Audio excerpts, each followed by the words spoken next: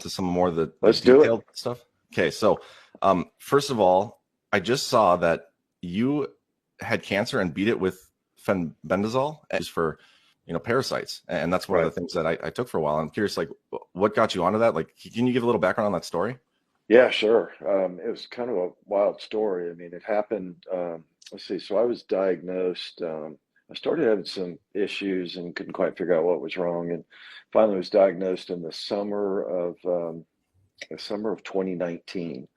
Instead of taking sort of a traditional path, which is my way, I decided, you know what, I got to go. I got to go connect with God, and so I went to Spain and walked 500 miles on the Camino de Santiago. Came home and was sick as a dog. Uh-huh. I shouldn't have gone, but I did. And I came back and started going through all the treatments. So, they gave me the drugs, they gave me the radiation. I went through surgery, and it just wasn't going away. And they kept detecting new things, and it had metastasized a little bit. And they did a biopsy in May of 2021, and it had spread to my kidneys. And so I was like, oh man, this isn't good.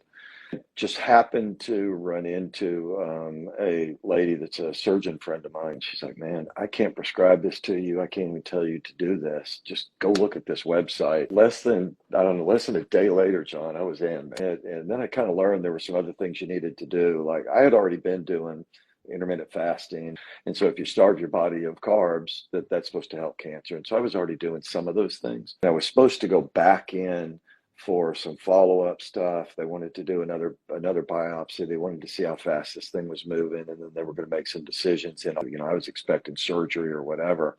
So I'm taking this stuff, following the protocol, taking my zinc and taking my vitamin C and doing my intermittent fasting, cycling in and out of the fenbendazole. And I mean, it still gives me kind of chills to think about. So I walked into my doctor's office in Houston, Texas, and they treat you in like teams there. So I had like 5 people on your team. You'd have like a nurse and your main doctor and the oncology guys and the radiology guys and all of that. And I walk in and everybody's in the room. First time I'd ever see them all in the same place at the same time. I mean, I immediately started thinking the worst. I'm like, oh, this is bad. So I'm not even going to sit down. Just tell me what the deal is. And they had the results of the most recent biopsy and a whole bunch of blood work and some scans and some other stuff. And my main guy stood up and just almost tears in his eyes and said, "You have no evidence of disease in your body." I'm like, Wow. what? I mean, I couldn't even understand it. I thought, what? Because I was fully prepared to say, all right, let's go. Another round of surgery, whatever else you got to do.